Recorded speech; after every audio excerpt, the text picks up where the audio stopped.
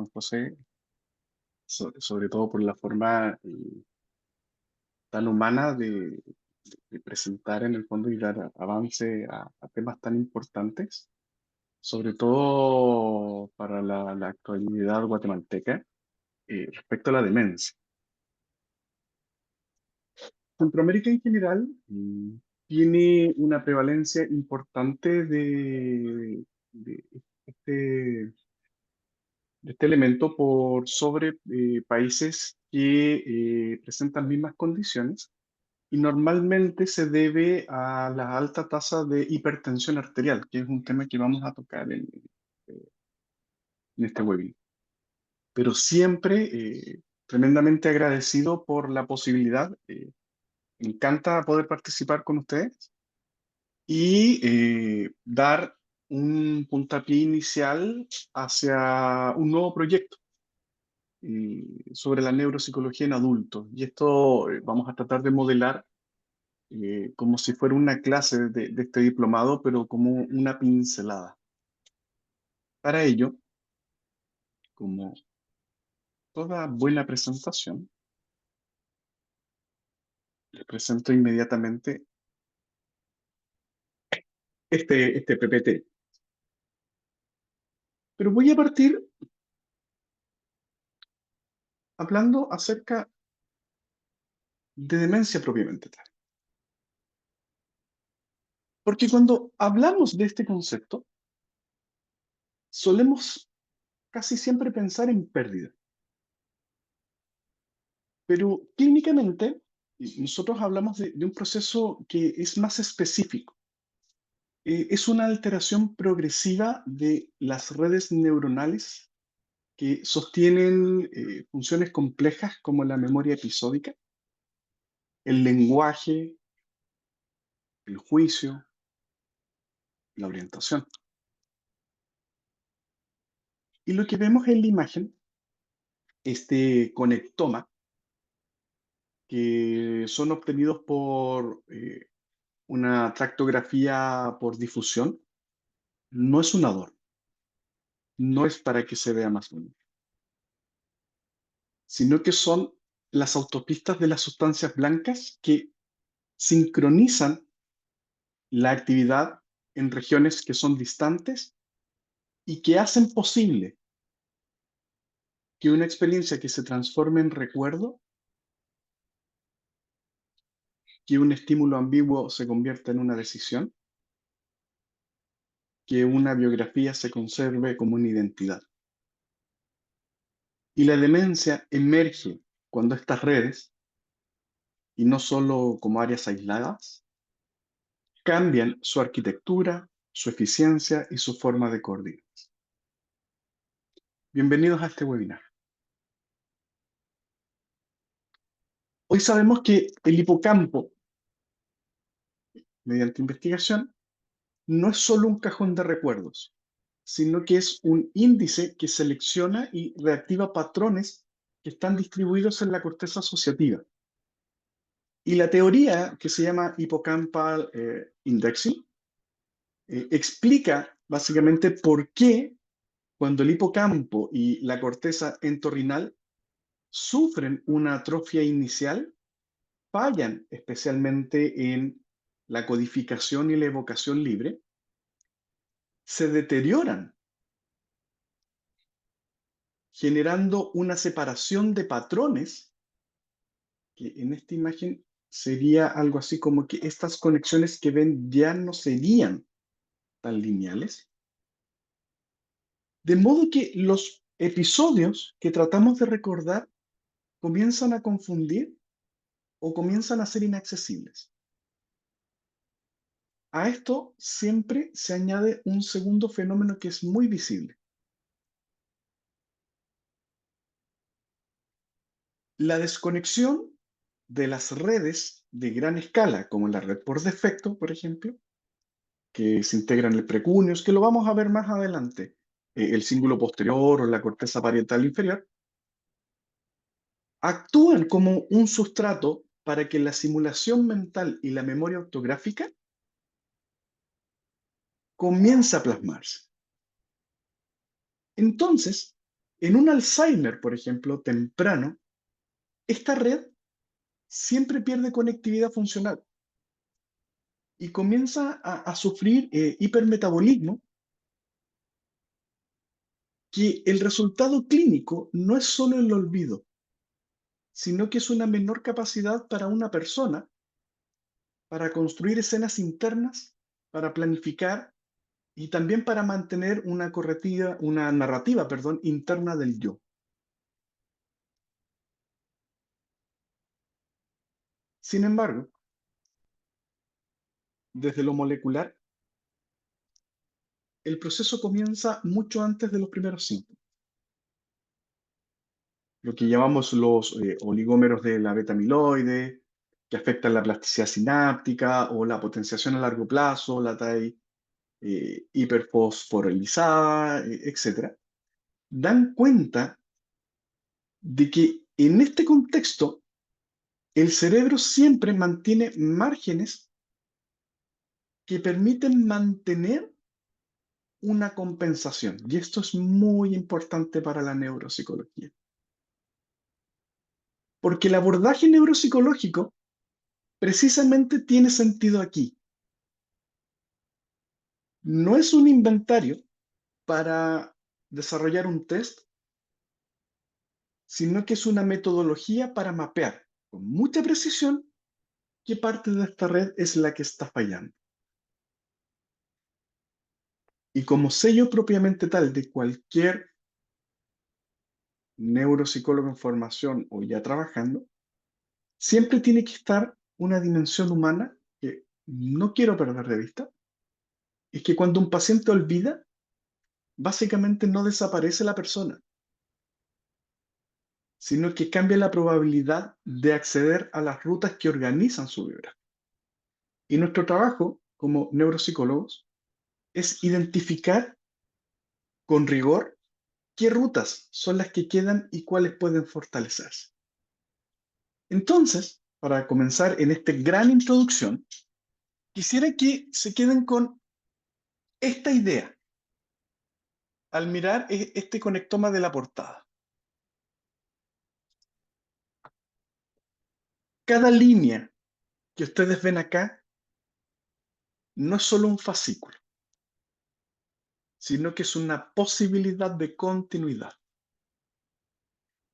Y comprender dónde y cómo se rompe esa continuidad o dónde persiste, va a ser el corazón del abordaje neuropsicológico de la demencia. Y a partir de ahora, de este momento, vamos a hacer visible esa arquitectura y la vamos a conectar con el mayor rigor posible. Molécula, red, conducta. Por lo que muchas gracias por estar presentes hoy día en este momento.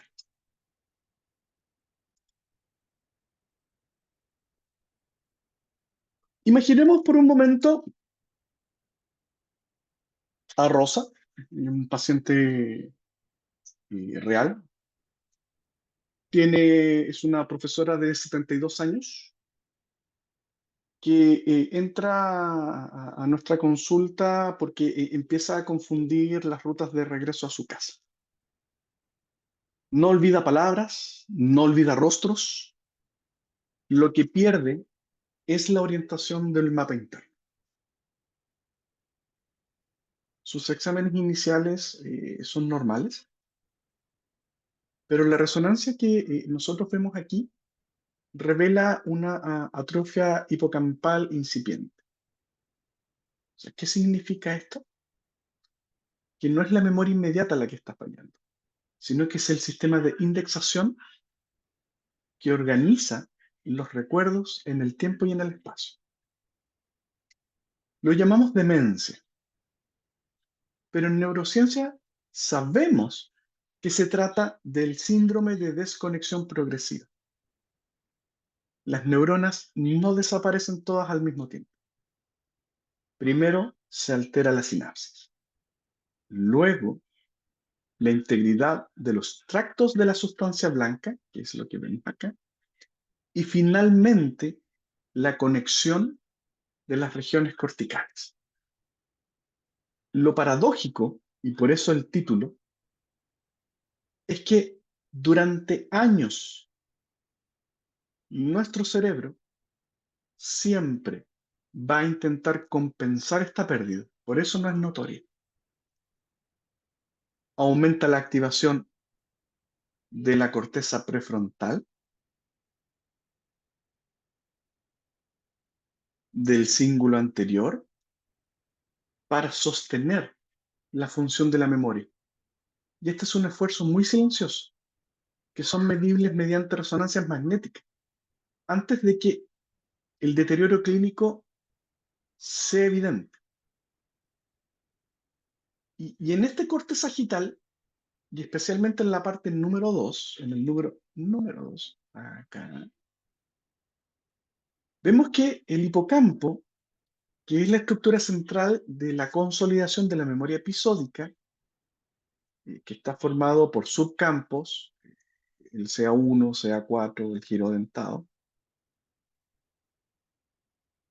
El primero que suele dañarse es el CA1, que está marcado en el número 1, cuya vulnerabilidad metabólica lo hace especialmente sensible al estrés oxidativo y a la hipoxia crónica.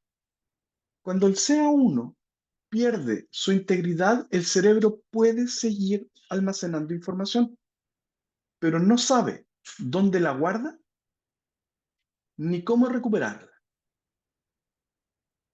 Por eso, Rosa no olvida todo, sino que conserva islas de memoria semántica, pero que se disuelve en su hilo narrativo que une su biografía.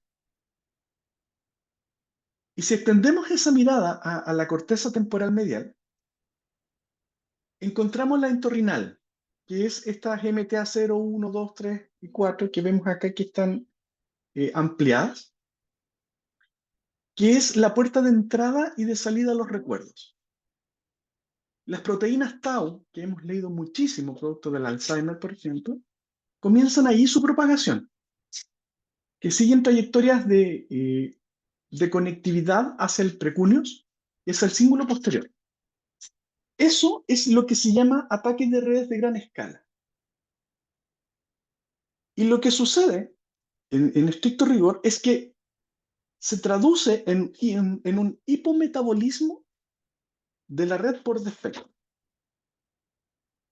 O en otras palabras, la misma que sostiene la introspección propia, la imaginación o el sentido autobiográfico. Entonces, cuando esta red se apaga, el paciente no solo olvida, sino que deja de poder proyectarse en el futuro. Entonces, la paradoja aparece exactamente acá. El cerebro se degenera lentamente, pero la persona persiste. Persiste en la afectividad, en la música, en los gestos automáticos. La neuropsicología siempre nos recuerda de que hay múltiples memorias, el procedimental, la emocional, la semántica, y que no todas desaparecen al mismo ritmo. Y esta comprensión siempre abre el espacio y la empatía clínica. Podemos diseñar entornos que apoyen las funciones conservadas en lugar de centrarnos únicamente en lo que se pierde. Y observar esta imagen es, en cierto modo, ver el inicio silencioso de una red que alguna vez fue bulliciosa, pero también es ver la posibilidad de detectarla a tiempo. Los biomarcadores estructurales, el análisis volumétrico automatizado o la integración con pruebas cognitivas nos permiten hoy reconocer el deterioro cuando aún hay plasticidad suficiente para actuar. Y esa es la frontera actual del abordaje neuropsicológico, de la demencia, y es el enfoque que le vamos a dar a este diplomado. Detectar el cambio funcional antes de que se transforme en una discapacidad.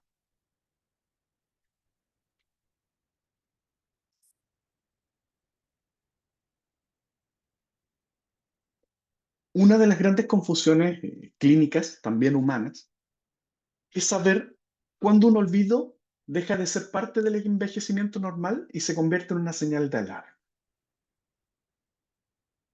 Y lo que vemos en esta imagen es técnicamente un modelo conceptual del continuo cognitivo, un eje que va desde la normalidad funcional hasta la demencia. Ninguno de estos puntos es discreto, en ningún momento, sino que se trata de un proceso dinámico en donde el cerebro intenta durante años compensar los primeros signos del declive. Y en el envejecimiento normal observamos cambios lentos, un ligero acontecimiento en la velocidad de procesamiento, dificultades en una evocación espontánea, y- pero siempre con preservación del reconocimiento y del juicio. Y a nivel anatómico, de hecho, si ustedes afinan muy bien la vista, hay una pérdida volumétrica que a nivel global es 0,5% anual, siempre con preservación de integridad sináptica. Y si uno entra más hacia formas más directas de poder ampliar este cerebro, el hipocampo siempre muestra un envejecimiento fisiológico, una reducción leve de volumen, sin un patrón focal. Entonces, cuando nosotros pasamos del deterioro cognitivo leve, el panorama cambia. Aparecen quejas subjetivas, pero además es un déficit objetivo medible. En las pruebas como la figura del rey o el MoCA, sin embargo, las personas mantienen autonomía. Y en neuroimagen, con secuencias T1, que son las típicas de resonancia magnética color negro-blanco, siempre se muestra una atrofia hipocampal mayor a 2 desviaciones estándar. Eso lo vamos a ver.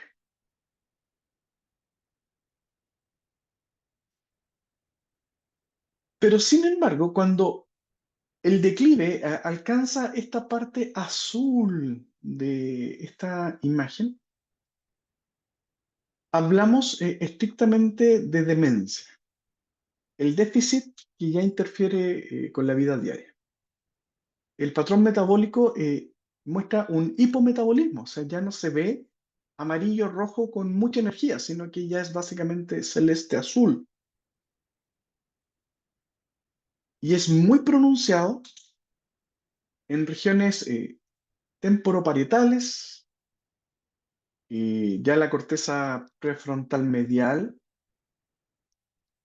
ya no es capaz de poder suplir todo lo que se ve desde esta zona de la memoria y se pierde la capacidad de conexión interred. O sea, significa de que ya no puedo conectar de una zona a otra.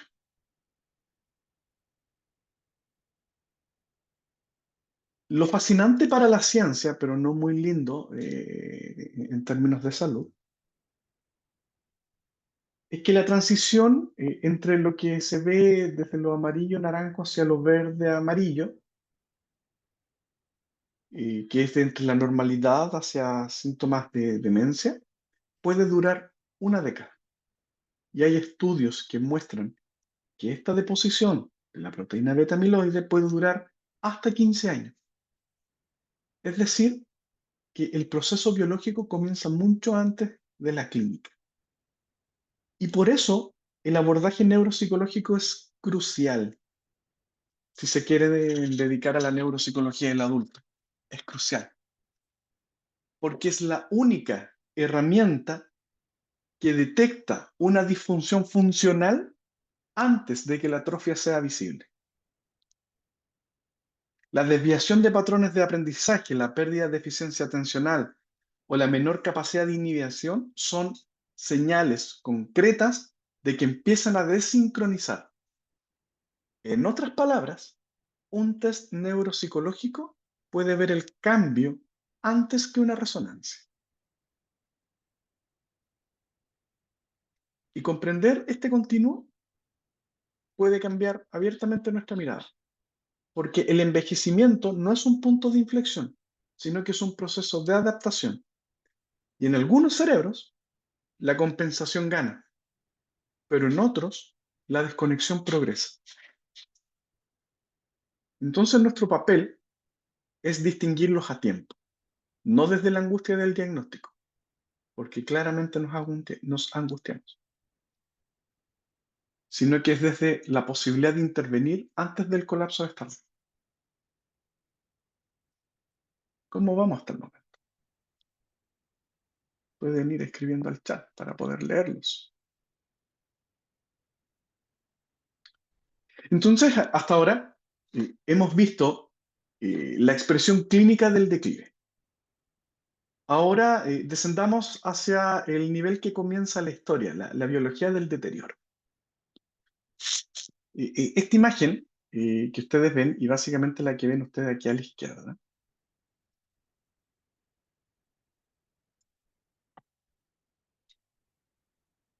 vemos los dos grandes protagonistas del Alzheimer. Vemos beta-amiloide y proteína tau. La primera, la beta-amiloide, se genera cuando la proteína precursora amiloide es fragmentada por las secretasas beta y producen un péptido insoluble. ¿Qué quiere decir esto, doctor? Algo bien simple.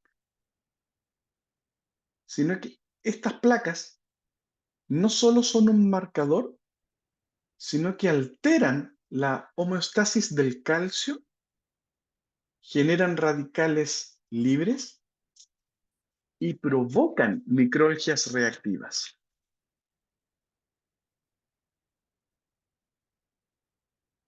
O sea, en el interior neuronal que está sucediendo en nuestra cabeza, hay un abandono en la función de estabilizar. Y la proteína tau,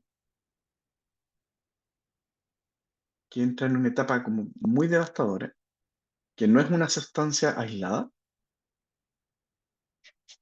sino que tiene una capacidad de propagación transináptica, básicamente, sigue las trayectorias de la conectividad funcional desde la corteza entorrinal hasta el hipocampo. Entonces, como que va desde esto, si nosotros lo miramos desde adelante, como que va desde aquí hacia esta zona, así, hacia esta zona, y va luego hasta el precuneus, ¿cierto? Que va hacia acá, y después a las regiones parietales, y va hacia estas. Y esta expansión, en el fondo, de la proteína tau explica básicamente el patrón clínico de la anatomía de la memoria. O sea, sigue la anatomía básicamente de cómo se procesa la memoria episódica. Entonces, cuando nosotros vemos una resonancia T1, como si sigo en esta imagen de acá, de acá, vemos básicamente cómo se comienza a atrofiar una atrofia hipocampal progresiva, o sea, es de bajo porcentaje, comienza a aumentar y ya es de manera significativa. Y en un estadio leve, el volumen del hipocampo puede reducirse hasta un 15%, con pérdida del grosor cortical, o sea, es muy importante. Por lo que no observamos básicamente una muerte neuronal, sino que vemos una pérdida de sinapsis. Vemos una desconexión de tractos de la sustancia blanca, que es el color blanco que ustedes ven.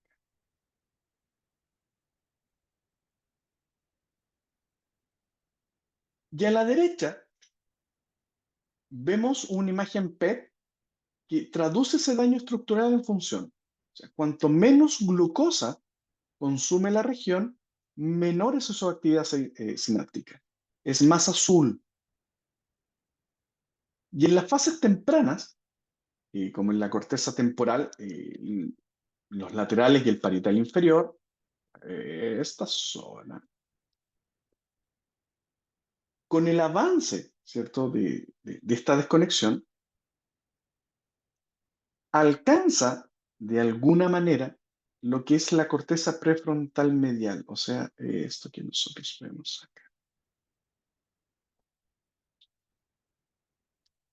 y rompe la coordinación por las redes. Entonces, la neurodegeneración, desde este punto de vista de la neurobiología del deterioro, se puede describir como una pérdida de eficiencia global. O sea, las vías de comunicación se hacen más largas, se hacen más costosas, y los hubs o hubs empiezan a colapsar, la tipología del cerebro pierde propiedad y el resultado es que el sistema gasta más energía para lograr menos.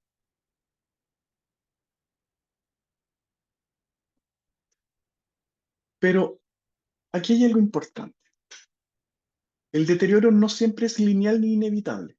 Los cerebros con alta reserva cognitiva, o sea, con mayor densidad sináptica, con educación prolongada, con actividad intelectual sostenida, la acumulación patológica produce menos manifestación clínica. Y esa plasticidad que la rehabilitación intenta aprovechar da una posibilidad de reconfigurar redes alternativas antes que la atrofia sea difusa. Entonces, esta es, lo que ustedes están viendo acá, es una arquitectura del olvido, una cascada que comienza en la proteína, que continúa en la célula, que desorganiza la red y que termina manifestándose como una pérdida de la mente consciente. Pero en esa cadena siempre hay puntos donde aún podemos intervenir, modulando neuroinflamaciones, estimulando la conectividad, pero también entrenando la plasticidad funcional. Para algunos estos conceptos son muy, muy conocidos.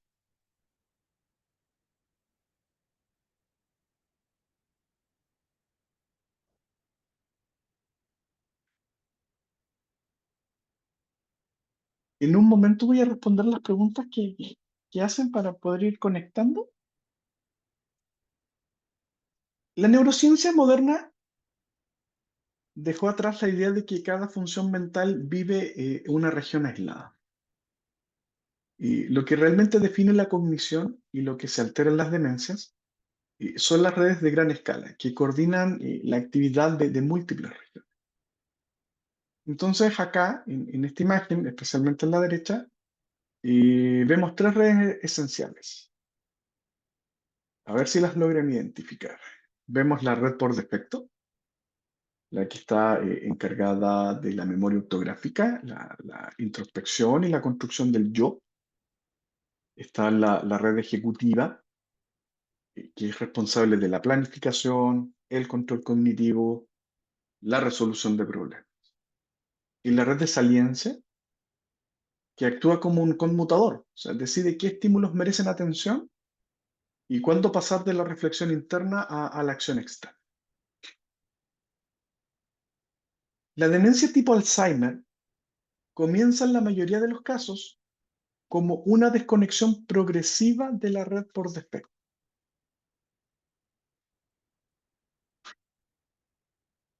Y los estudios, sobre todo los últimos de Alzheimer, muestran que las regiones con mayor carga metabólica y de conectividad, el precúneo, corteza prefrontal medial y el hipocampo,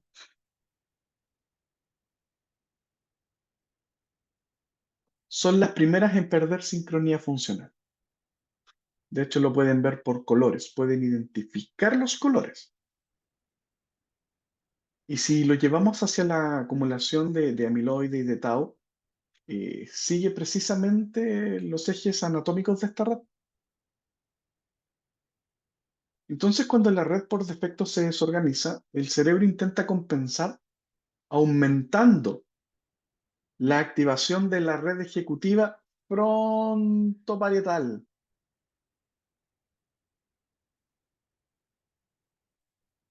que es lo que ustedes ven con colores más fuertes. Y durante las tareas de memoria de trabajo, el cerebro gasta mucho más recursos para mantener el mismo rendimiento. Sin embargo, esta compensación tiene un costo y un costo importante. La red de saliencia, que es la que debería coordinar el cambio entre la DMN, la SN, etcétera, se sobrecarga mucho. Se pierde eficiencia, se deja de inhibir respuestas inapropiadas.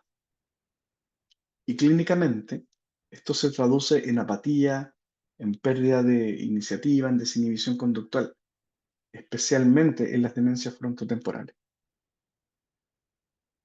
Entonces, las imágenes que ustedes ven acá, las neuroimágenes funcionales, esta PET, confirman siempre esta secuencia. Se observa una desconexión se pierde la conectividad intrarred y un aumento de conectividad entre redes. O sea, se pierde esa conexión, pero hay un aumento en esas conexiones.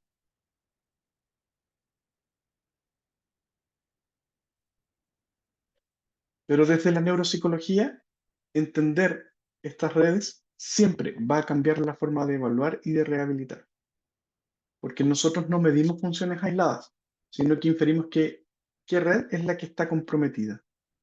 Y si estuviésemos en el diplomado y les preguntase cuál es la red que está comprometida, usted va a entender cuál es la que está comprometida.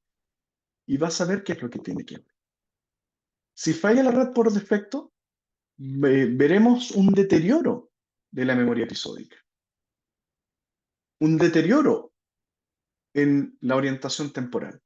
Si falla la ejecutiva, vamos a ver que disminuye la flexibilidad y la planificación.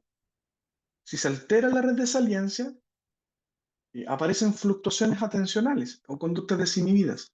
Pero si solo falla una de ellas, vamos a saber inmediatamente qué es lo que tenemos que evaluar. Por eso la integración de las pruebas cognitivas, tanto con una resonancia magnética, un electroencefalograma o una tomografía PET, nos permite hoy día construir los perfiles de red para la neuropsicología del adulto, con un enfoque que, que sustituye las viejas ideas que trabajábamos respecto a los test por dominio, por una lectura más que nada funcional.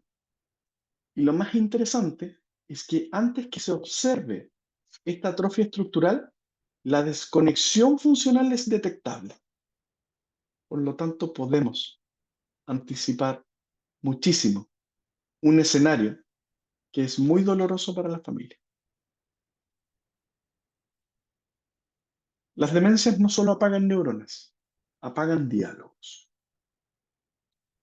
Y nuestra tarea es identificar qué conversaciones son las que se están interrumpiendo.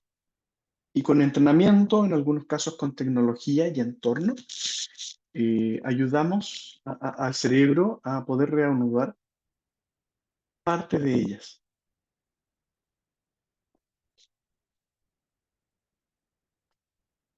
Voy a acelerar porque quiero abordar preguntas y respuestas. La verdad, tenía 15, pero los voy a dejar con hambre de diplomado.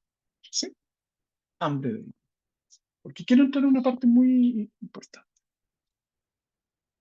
Sí, en la lámina anterior nosotros observábamos las redes. Ahora descendemos a una topografía funcional. Y lo que ven en esta imagen, o lo que se trata de representar, es que no son áreas aisladas, sino que son nodos de redes cognitivas. O sea, cada una de estas regiones contribuyen siempre a un dominio distinto del funcionamiento mental. Y el deterioro siempre deja una huella neuropsicológica precisa. Conocemos, por ejemplo, eh, que el hipocampo, que es el núcleo en forma de caballito de mar, ¿cierto? Que está por acá,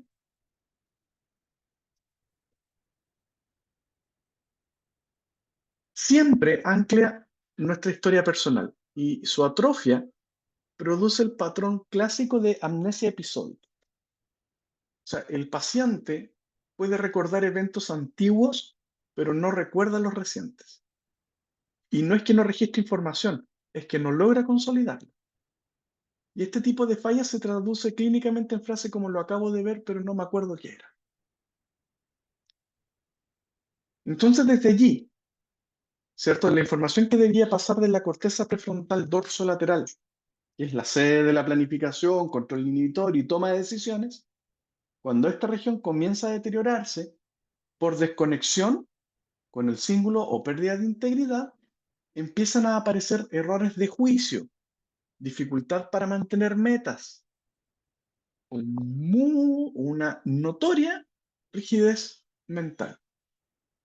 Y en neuropsicología, esto nosotros lo podemos ver como un descenso en pruebas de flexibilidad cognitiva, como el TMT, Wisconsin Card Sorting Test, o algún test que pueda medir flexibilidad cognitiva en el contexto de Guatemala. Y también se pierde la capacidad de generar estrategias. Podríamos hablar del polo órbito-frontal, del cingulado anterior, cuando están los circuitos de regulación emocional, motivacionales, o también el lóbulo parietal posterior, ¿cierto? Que el hipometabolismo, ¿cierto? Da cuenta de fallas de atención sostenida o negligencia parcial del entorno. Entonces, desde la estructura neuropsicológica del adulto, conocer esta anatomía funcional, que también lo vamos a ver, nos permite interpretar patrones de error. O sea, no es lo mismo una evocación fallida que una intrusión semántica. No es lo mismo una anomia que un fallo atencional. Cada tipo de error es un reflejo de que un circuito está comprometido. Y comprender esta correlación convierte la observación clínica en un mapa cerebral muy dinámico y nos va a permitir diseñar intervenciones focalizadas y ejercicios para memoria episódica cuando la red hipocampal está dañada. Vamos a entrenar la planificación y la autorregulación cuando lo que es afectado es el lóbulo frontal. Entonces, cada función perdida de un paciente adulto nos cuenta una historia anatómica. Nos cuenta cómo la memoria revela el hipocampo, cómo la desinhibición revela el órbito frontal o la rigidez mental, la dorsolateral. Entonces ustedes como buenos neuropsicólogos van a dar cuenta de que no se trata solo del diagnóstico, sino que es la cartografía viva de un cerebro que se transforma.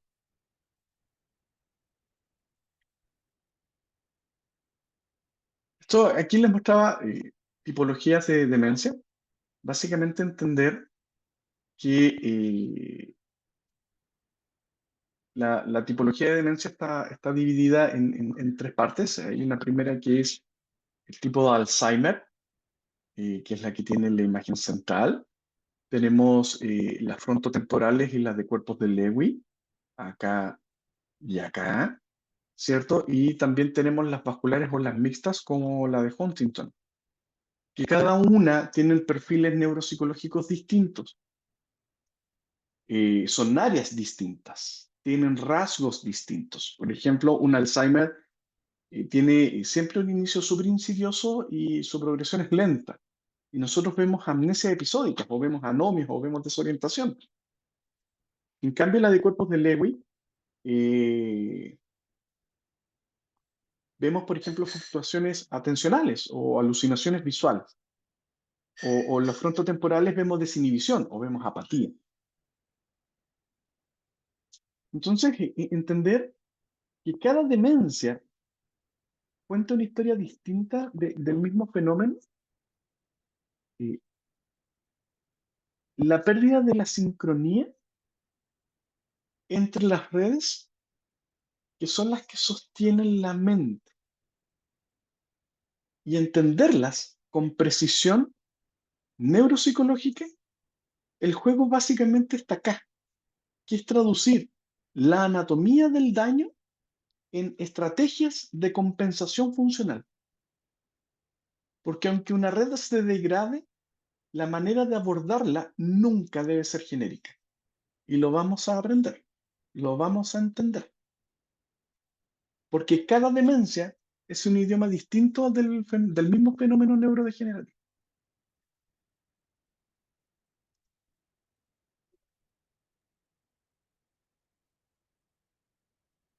Una de las fortalezas grandes es la que tenemos en neuropsicología, es la capacidad de convertir una neuroimagen en una conducta.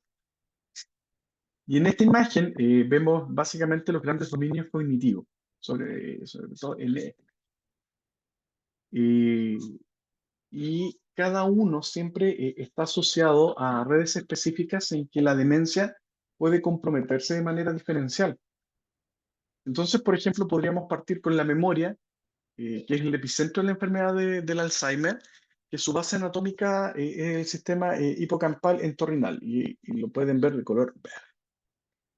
Permite siempre codificar y recuperar experiencias episódicas. Entonces, cuando esta red se deteriora, el patrón típico es la curva de aprendizaje plana y una pobreza en evocación que mejora poco incluso con claves. Entonces, pruebas como la figura del rey o Rald, observamos siempre las intrusiones, las preservaciones, pero también las pérdidas de secuencia temporal. En cambio, por ejemplo, la que es la memoria semántica, la procedimental, se pueden mantener más tiempo. Y esto siempre explica por qué un paciente puede tocar el piano o rezar de memoria, aunque no recuerde haberlo hecho ayer. Podemos hablar de las funciones ejecutivas, podemos hablar de la atención, eh, que es la puerta de entrada a toda función superior, por ejemplo, que en la demencia de Lewy, los fallos atencionales son siempre intermitentes. Entonces el paciente puede estar lúcido por la mañana, pero muy confuso por la tarde. Y esa fluctuación refleja la desconexión entre el tálamo y el córtex parietal. Eso es así. Y las pruebas de cancelación, el CPT o la prueba del BICE, el Digit Spoon, siempre van a mostrar esta variabilidad extrema en el fondo. Lo que define que la enfermedad no es la lentitud, sino que es la inconsistencia. Entonces, en la práctica, ningún paciente presenta un perfil puro, sino que lo valioso es la capacidad de identificar el patrón dominante porque les va a orientar en el diagnóstico diferencial, como el diseño del plan de intervención, de los famosos PI, y saber cuál es el dominio que lidera el deterioro, es en esencia saber qué red cerebral es la que debemos intentar mantener activa. ¿Cómo vamos hasta acá? Entonces, la evaluación neuropsicológica es el puente entre la observación clínica y la neuroimagen. No es la colección de test, y esto es súper importante, sino que es el modelo inferencial que va a buscar reconstruir esta red funcional a partir del patrón de desempeño. Esto es importante porque es un quiebre frente a la neuropsicología infantil. Usted en la neuropsicología infantil no necesita obligatoriamente test para poder hacerlo. En la neuropsicología del adulto, sí, la necesita y es prácticamente obligatorio. Pero la clave está en que a partir del test usted no va a generar el informe, sino que va a mapear este cerebro en acción, le va a dar vidas. Entonces, cada evaluación se convierte en una ventana a un circuito. Un stroke alterado nos va a hablar de una disfunción de la corteza anterior del cíngulo. Una RAD plano nos va a enseñar el hipocampo. Y el Wisconsin Card Test Sorting apunta hacia zonas dorsolaterales. Entonces, las evaluaciones neuropsicológicas en adultos, en su sentido más profundo, es una forma de escuchar el modo en que la mente intenta comunicarse cuando el lenguaje cortical comienza a deteriorarse.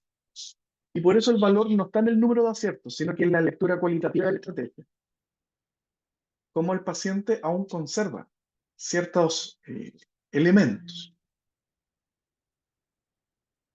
Entonces aquí, todo lo que hemos visto, para ir terminando,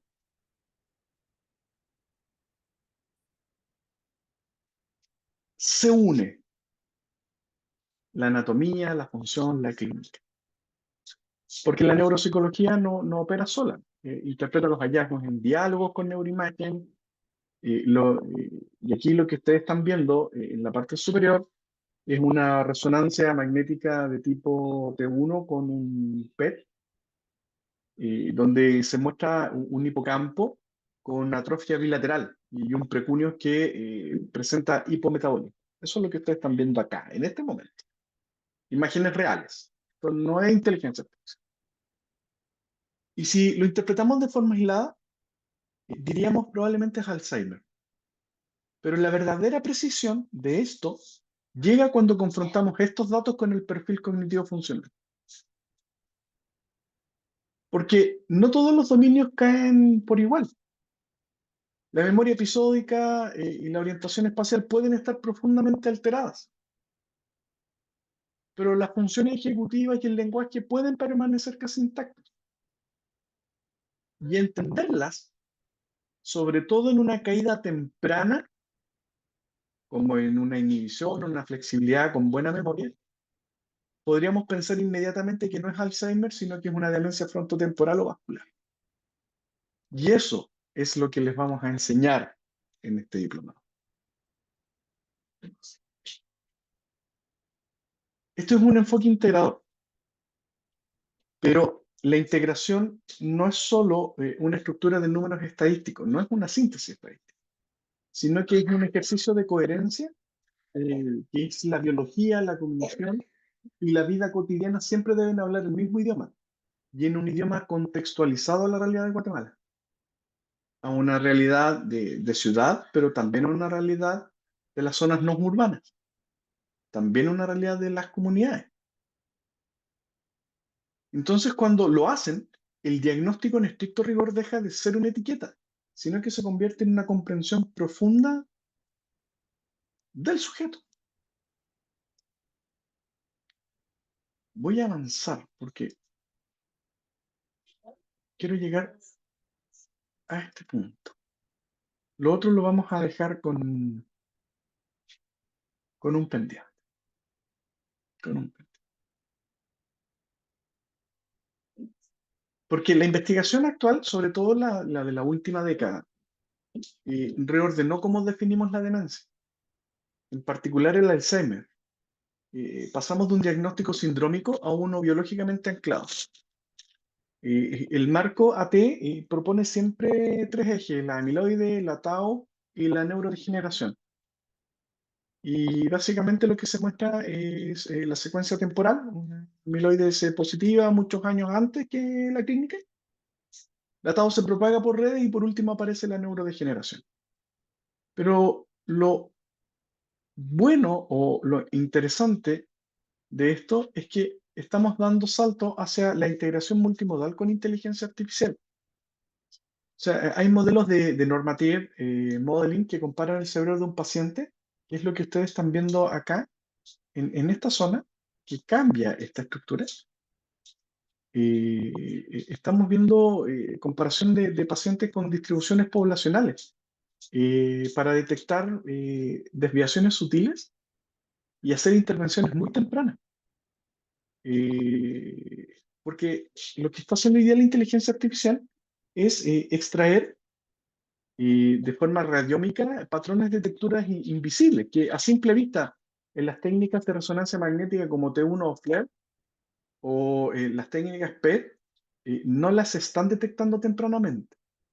El Normative Modeling los está detectando y estiman una probabilidad. Entonces, en clínica real, se traduce en menos incertidumbre diagnóstica y en una mayor estratificación para hacer rehabilitación de manera temprana. Entonces, si esto es inevitable, lo que se busca es que tenga el menor daño posible. Por lo tanto, queridos amigos, para ir terminando, después de todo lo técnico, después de todo lo técnico,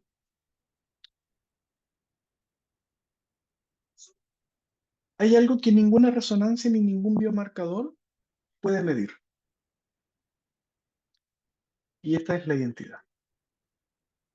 Cuando hablamos de demencia, solemos centrarnos en lo que el cerebro pierde, pero lo que es verdaderamente conmovedor es que lo que el cerebro aún recuerda de sí mismo, aunque no pueda nombrarlo. Y la memoria no es esta carpeta donde uno guarda los hechos, sino que es una red viva de vínculos. Y cada recuerdo autobiográfico activa no solo el hipocampo, sino que también la amígdala, la ínsula, la corteza prefrontal medial, regiones donde se anclan los afectos, la valoración y el sentido. Por eso cuando la memoria se borra, lo que se está borrando no es la historia de una persona, sino que es un modo de habitar el tiempo. En la demencia, el presente se expande, el pasado comienza a disolver. Sin embargo, hay algo que siempre permanece y es la resonancia emocional. Entonces la persona tal vez no recuerda el nombre del hijo, pero responde al tono de su voz, sabe dónde está, reconoce el olor de su hogar. Desde la neurociencia sabemos que las memorias emocionales y procedimentales resisten más que las episódicas, lo sabemos, porque dependen de circuitos que son mucho más primitivos, sistema límbico, el estriado ventral, cerebelo emocional. Y esta persistencia nos obliga a una ética, que el respeto no solo se debe a la memoria explícita del sujeto, sino que a la continuidad implícita de su humanidad. Y el trabajo clínico, ya sea cognitivo, conductual o familiar, tiene sentido si logra mantener encendida esa misma chispa de reconocimiento. Por lo que en este diplomado vamos a buscar que cada intervención neuropsicológica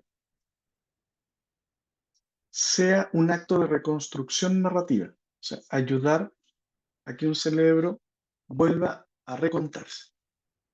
Y aunque ese relato se repita cada día, sigue siendo uno nuevo, pero siempre va a estar acompañado de la emoción que lo acompaña, valga esa redundancia, de manera explícita. Entonces, quizás nuestra tarea no sea solo medir deterioro, sino que también preservar sentido. Garantizar que en algún rincón del cerebro o del entorno siga viva esa posibilidad de reencontrarse. Porque mientras una persona pueda sentir, emocionarse o responder a la voz de quien ama, aún está presente en su propia historia. Les quiero agradecer enormemente este espacio para pasar a una última etapa que lo vamos a ver para responder algunas preguntas y ver los del diplomado. Así que muchísimas gracias por este momento.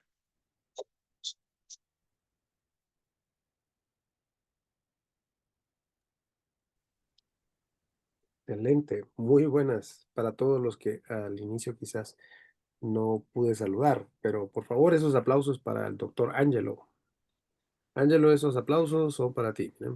Veo ahí bastantes felicitaciones. Mira. Muchas gracias, como siempre, tu profesionalismo y conocimiento profundo que eh, es enriquecedor para todos. Así que yo te agradezco también tu tiempo y tu buena voluntad de poder compartir esto con todos. ¿Eh? Muy bien. Bueno, no sé si tú Siempre quieres gracias. responder alguna de las preguntas ahí. Mira, yo vi algunas. Ah, Sí, vamos vamos a tratar de responderlas todas, no de manera tan extensa, para Ok, que hablemos un poquito del diplomado. perfecto. Por ejemplo, Claudia Escobar habla acerca de la opinión de la demencia senil. La neurociencia dice que este término no existe. Claro, o sea, y básicamente más que mi opinión, vamos a hablar de una categoría de ciencia. El término demencia senil es una categoría que es obsoleta. Y fue utilizada durante gran parte del siglo XX para describir lo que era el deterioro cognitivo global y que aparecía en personas mayores. Y se pensaba que era un fenómeno natural del envejecimiento. Sin embargo, las neurociencias lograron demostrar que esta visión era súper errónea. El envejecimiento cerebral no es equivalente a enfermedad. Envejecer implica lentitud o menor velocidad de procesamiento, pero no es una pérdida del yo, no es una pérdida del lenguaje o del juicio. Entonces, cuando estos dominios se deterioran, lo que hablamos en términos clínicos, y por eso te invito al diplomado, es de una patología neurodegenerativa específica, no de demencia senil. ¿Sí? Sí, Hay una pregunta clínica muy interesante que tiene que ver con el ACV. Y dale. pregunta, por ejemplo, si el ACV puede desembocar en un Alzheimer. Y la respuesta técnica, sí, y sin explayar, eh, es no directamente. Esa es la respuesta técnica. Pero sí puede generar un deterioro cognitivo que se parece o se puede suponer que puede ser Alzheimer, pero no es en estricto rigor un ACV desencadena un Alzheimer. Tiene una explicación clínica que es muy interesante, porque el Alzheimer es una neurodegeneración progresiva, en el fondo, como lo veíamos, está causada por una acumulación anómala de las proteínas, la beta-amiloide y la tau. Y el ACV, en cambio, es un evento vascular agudo. Entonces, es una interrupción del flujo sanguíneo cerebral, por lo tanto, sus anatomías biológicas son distintas. Por eso no es, aunque se puede parecer. ¿Qué otra pregunta podemos tener? Ahora preguntan, ¿los niños con autismo no necesitan una evaluación neuropsicológica? ¿Es lo recomendable tener la evaluación neuropsicológica? En estricto rigor, no, siempre y cuando cumpla con los criterios del DSM-5. ¿La demencia puede ser hereditaria? Mm, buena pregunta. ¿Qué tipo de demencia? Sí, yo creo que eso es importante. Porque esto me van a hacer salir de la neuropsicología y vamos a entrar a la neurociencia. ¿Sí? En la neurociencia se distinguen dos tipos de herencias en el fondo, que es la herencia directa y la herencia poligénica. Entonces, cuando nosotros hablamos de herencia directa como la monogénica, que es cuando una mutación específica causa una enfermedad, la demencia tipo Alzheimer puede ser explicada por genética. ¿Sí? Sin embargo, sin embargo, eh, hay la mayoría de las demencias no son hereditarias. Por eso era importante poder clarificar esto, porque en el Alzheimer sí puede que suceda, pero de que sea hereditaria propiamente tal, no en la mayoría de los casos. ¿Puede haber una predisposición genética, que es un concepto distinto? Sí. ¿El Alzheimer tiene esta alteración genética de tipo monogenético? También. Entonces, cuando estemos en clase y hablemos ya más profundamente en tema de demencia, vamos a hacer esta diferencia. La vamos a llevar hacia otra estructura. Mira, y una última pregunta. A ver, veamos. ¿Un tumor puede desencadenar en una enfermedad neurovegetativa o neurodegenerativa? Yo aquí leo neurovegetativa, entonces lo voy a responder desde esa lógica.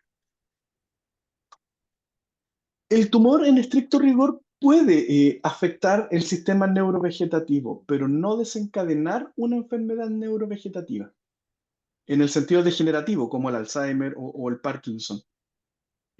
Porque eh, no, es eso, o sea, básicamente no causa la enfermedad, sino que puede producir el síndrome, pero con características secundarias. O sea, por ejemplo, está un tumor que altere directamente el sistema nervioso autónomo, el SNA, que tiene centros distribuidos, el tronco encefálico, el hipotálamo, la médula espinal, y puede, por ejemplo, comprimir o infiltrar el hipotálamo. Y eso va a provocar alteraciones severas en el apetito o la presión arterial, por ejemplo, cosas tan básicas. Y eso, con el tema de la presión arterial, puede generar un síndrome neurovegetativo, pero no una enfermedad. Sí, y ahí hay síndromes que son mucho más específicos, pero eso es lo que podría tomarlo de esta manera. Tengo que hacer